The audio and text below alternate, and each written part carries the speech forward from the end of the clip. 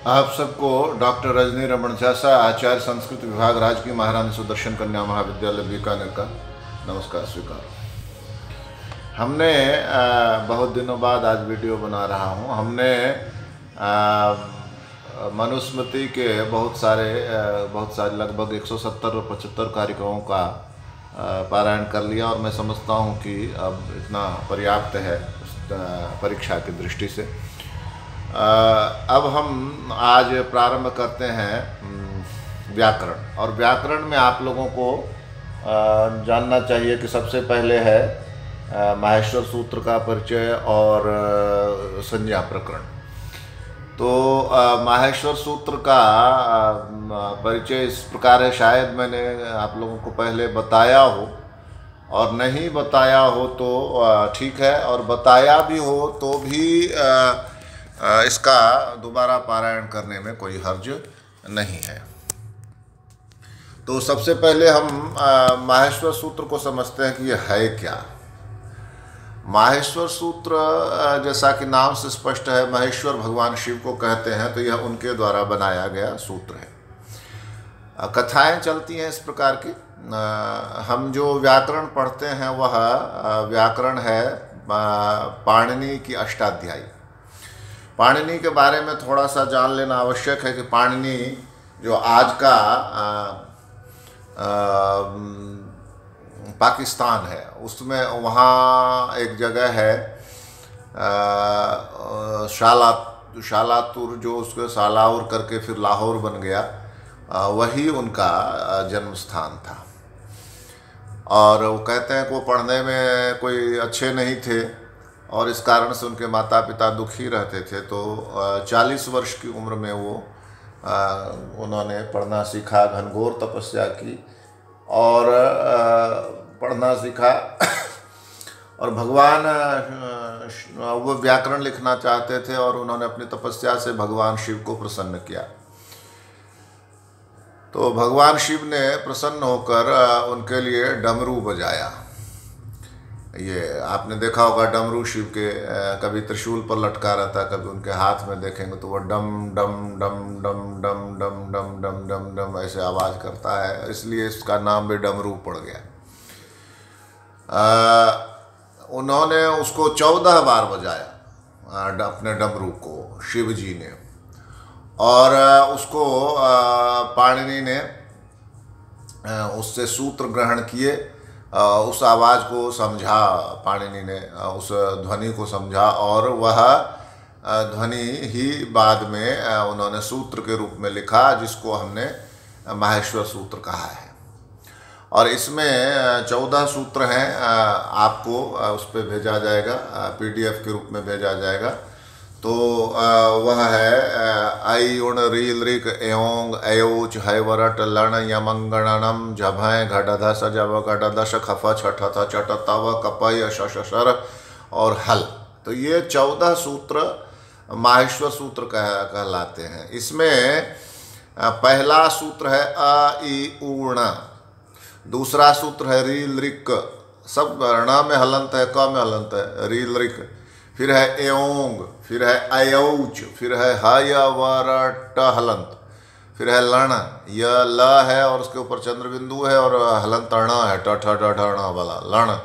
फिर है यमंगणनम, फिर है झभाएं, फिर है घ ढ ध षटकोण वाला सा घटधश, फिर है जब गडदश जब गडदश, फिर है ख फ छ ठ थ च ट त व हलंत व, ख फ छ ठ थ च ट त व हलंत व, खफ छट त चट तव। और फिर है कपय, कप हलंत या कपय। और फिर होता है श श स र शशर। और फिर होता है हल, ह और हलंत ल हल। तो इस तरह से 14 सूत्र हैं। इनको याद करना चाहिए। याद भी ऐसा कि कभी कोई पूछे तो तुरंत बता दें। कोई पूछे बताइए माहेश्वर सूत्र, तो हम ऐसे बोला ऐ उण रील ऋक एओंग अयौच हयवरट लण यमंगणनम झभाय घ ढ ध श जब ग ढ श खफ छठ त चट तव कपय शशर हल। ऐसे याद होना चाहिए। इसके बिना व्याकरण में काम नहीं चलने वाला। तो माहेश्वर सूत्र हो गया। अब आप देखिए कि इसमें पहला सूत्र है अ ई उ ण, तो अ ई उ ण हलंत है, और फिर रील रिक क हलंत है, एवं ङ क ख ग घ ङ वाला जो ङ है वो ङ हलंत है, आई औच च हलंत है। तो कोई पूछे कि अच क्या है, अच अ और हलंत च, तो अ और हलंत च में हम पहले तो अ लेंगे, अच। अ कहाँ है, जब आप पीडीएफ प्राप्त हो जाएगा तो उसको सामने, कागज़ को सामने रखकर जब इसको समझेंगे तो बहुत आसानी से समझ में आएगा। तो अच में अ कहाँ है, अ ऊण का अ है, अ ई ऊण, फिर रीलरिक, फिर एओंग, फिर अयोच। तो यूण हो गया, रीलरिक हो गया, एओंग हो गया, अयोच हो गया। तो अयुण में है, और च कहाँ है, च दो जगह है। एक तो आप देखेंगे एक अयोच में च है, और एक है ख फ छ ठ थ च ट त व, वहाँ च है, दो जगह च है। तो जब भी हम इस तरह का पढ़ते हैं, अच क्या है, हल क्या है, तो पहला अक्षर तो अच हमने अयुण से ले लिया, और च जो लेंगे वो हमेशा हलंत लेंगे। तो च क्या कहाँ पर है, हलंत अयोच में, चौथे में।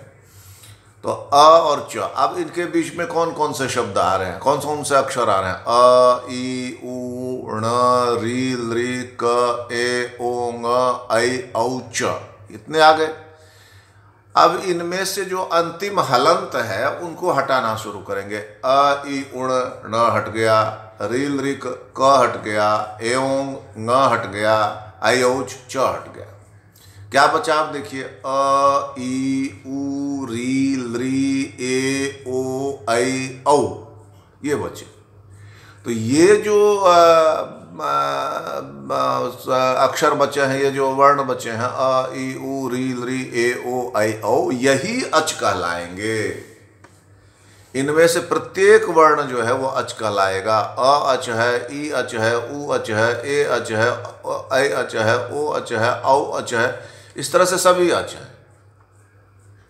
तो ये सारे छः, अयुण 3, रील री 2 5, ए ओ 2 7 और ऐ ओ 9, ये 9 जो हैं ये अच कहलाते हैं। या तो अब आप देखिए, अ ई उ रील री ए ओ ऐ औ, ये सारे स्वर हैं। इसलिए व्याकरण की भाषा में स्वर को अच कहते हैं। व्याकरण की भाषा में स्वर को क्या कहते हैं, अच कहते हैं। ठीक है। अब आप कहेंगे स्वर तो आ भी है, ई भी है बड़ी दीर्घी, ऊ भी है, वो तो नहीं है। तो इसका उत्तर यह है कि जो आ है वह अ का ही दीर्घ रूप है, इसलिए अ में ही वो शामिल है। और ऊ है वह ऊ का दीर्घ रूप है, इसलिए वह ऊ में शामिल है। ई के साथ भी यही बात है। री का भी एक दीर्घ रूप होता है, री हिंदी में तो नहीं चलता लेकिन संस्कृत में चलता है। तो री जो है वह भी री का दीर्घ रूप है। खास करके ये अलग से तो उसका नहीं है, लेकिन वह मात्रा के रूप में दिखाई पड़ता है। कहाँ, तो मात्रा के रूप में, जैसे आप भ्रातृन, वहाँ पर वह 2 मात्रा, ऐसे री एक होता है सिंगल, और री में एक ऐसे किया फिर एक ऐसे किया 2 बार, भ्रातृन, पितृन, पितृणाम, इस तरह से चलता है। तो ये दीर्घ रूप है री का। तो री का दीर्घ रूप भी है, री का ह्रस्व रूप भी है, और री का दीर्घ रूप भी है। तो इस तरह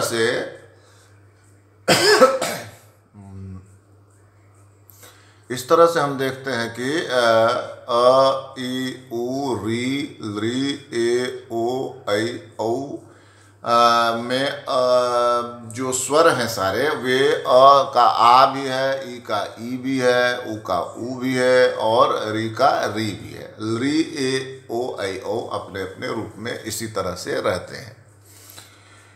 तो इस तरह से अच क्या हुआ, अच हुआ स्वर। अब हम देखेंगे हल।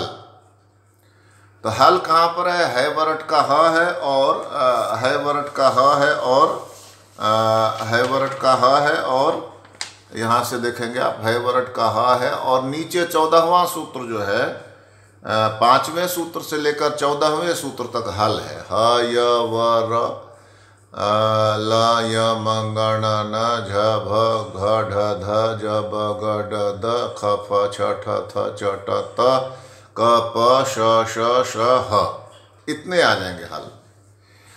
तो ये आप देखिए ये सारे व्यंजन हैं, ह य व र।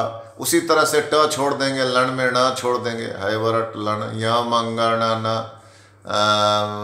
म छोड़ देंगे। इसी तरह से झभय में य छोड़ देंगे, झ भ घ ड ध श में श छोड़ देंगे, घ ड ध। ज ब ग ड दश में ज ब ग ड द है, श छोड़ देंगे। ज ब ग ड ख फ छ ठ थ च ट त उसमें व छोड़ देंगे। क प क प य छोड़ देंगे, श श श र छोड़ देंगे, क श श हल ल ह छोड़ देंगे, ल छोड़ देंगे। तो इस तरह से सारे हो गए कि सारे व्यंजन हो गए। तो इसलिए व्याकरण में व्यंजन को हल कहते हैं। अभी हमने पढ़ा व्याकरण में स्वर को क्या कहते हैं, अच कहते हैं। उसी तरह से व्याकरण में व्यंजन को हल कहते हैं, ये ध्यान रखने की बात है। अब ये बात ध्यान में रखने की है, एक जो मैंने इसमें लिखा है आपको PDF में भेजा जाएगा, वो ये है कि जो हम ह य व र लिखेंगे वो सब हलंत होंगे। ह हलंत होगा, य हलंत होगा, व हलंत होगा, र हलंत होगा, वो सारे हलंत होंगे। तो आप कह सकते हैं कि सूत्र में तो हलंत नहीं है, माहेश्वर सूत्र में, तो वो इसलिए नहीं है कि उनका उच्चारण कैसे होगा। उच्चारण के लिए स्वर होना आवश्यक है। जैसे हम क बोलते हैं तो क में जब तक कि हलंत क में अ नहीं जुड़ेगा हम बोल ही नहीं सकते उसको। स्वर की बदौलत ही हम बोलते हैं, स्वर के कारण से ही हम बोलते हैं, नहीं तो व्यंजनों का उच्चारण नहीं हो सकता। इसलिए पाणिनि ने सूत्र में तो ह य व र सब लिखा, लेकिन जब हम उसको समझना चाहेंगे कि ये वास्तव में क्या है, तो ह हलंत है, य हलंत है, व हलंत है, र हलंत है, ल हलंत है, क प, ऐसे सारे हलंत हैं लिखने में। तो इस तरह से इसको ऐसे समझा जाए। अब है कि हम अल लेते हैं, अल। तो अल कहाँ से कहाँ तक आएगा, आई उड़ के अ से चलेगा और हल के ल तक आएगा। अ ई उ री ली ए ओ ऐ ओ ह य व, इस तरह से हल तक जाएगा। तो आप देखिए इसमें अ ई उ तो स्वर हैं, तो इसलिए उसमें हलंत नहीं होगा। लेकिन जैसे ही ह से शुरू होगा, ह य व र य ल य म ग ण न झ भ ग ड द से लेकर हल के ल तक जाएंगे जब हम, तो वहाँ तक ये हलंत रहेंगे सारे। आई उड़ मतलब अ ई उ री ली ए ओ ऐ ओ तो स्वर हैं, इसलिए इसमें हलंत नहीं होगा। लेकिन ह य व र जितने होंगे सब हल होंगे, हलंत होंगे। तो ह या वो सारे हलंत हो जाएंगे। तो इस प्रकार से हम देखते हैं कि कुल मिलाकर 33 वर्ण तो ये हैं व्यंजन के और 9 वर्ण हैं स्वर के। तो कुल मिलाकर 42 वर्ण होते हैं तो संस्कृत में। तो इस तरह से अल में आप देख रहे हैं कि स्वर भी आ रहा है और व्यंजन भी आ रहा है। तो इसलिए अल क्या हुआ, स्वर भी है और व्यंजन भी है, दोनों मिले हुए हैं। तो ऐसा क्या होता है, वर्ण होता है या अक्षर होता है। ऐसा क्या होता है, वर्ण या अक्षर होता है। तो उसको हम क्या कहते हैं, अल को वर्ण या अक्षर, इस तरह से ये वर्ण या अक्षर हो जाता है। ठीक है, तो इस तरह से यह बन गया। माहेश्वर सूत्र हमने पढ़ लिया। अब इसमें जो हमने अच पढ़ा, हल पढ़ा और क्या कहते हैं अल पढ़ा, ऐसे ही हम दूसरे प्रत्याहार भी बना सकते हैं। जैसे अश प्रत्याहार है, अ और शंकर वाला हलंत श। तो ये कहाँ पर है, तो ये है जब गड दश में हलंत श। तो अब हम अयुण के अ से शुरू करेंगे, अ ई उ री ली ए ओ ऐ ओ, और ये चलेगा जब गड दश तक। तो अ ई उ री ली ए ओ ऐ ओ तो ऐसे ही रह गया। लेकिन जब जैसे ही ह से शुरू करेंगे कि फिर ये हलंत होना शुरू हो जाएगा, ह य व र। और इस तरह से हम जब गड दश के श तक जाएंगे, तो यही होगा अश। उसी तरह से झर कहा जाएगा, मान लीजिए झर, तो झ कहाँ पर है, झ झभय का झ है। तो झ से शुरू करेंगे और शशर के र तक जाएंगे, झ भ घ ढ ध। अब चूंकि ये सारे व्यंजन हैं इसलिए सबके सब हलंत होंगे, तो इसको प्रत्याहार कहते हैं। तो आपने एक तो माहेश्वर सूत्र पूरी तरह याद करना है और एक प्रत्याहार बनाना सीखना है। आगे मैं आपको बताऊंगा कुछ काम, घर के काम के लिए, तो उसको आपने उसी तरह से प्रत्याहार बनाना है। धन्यवाद।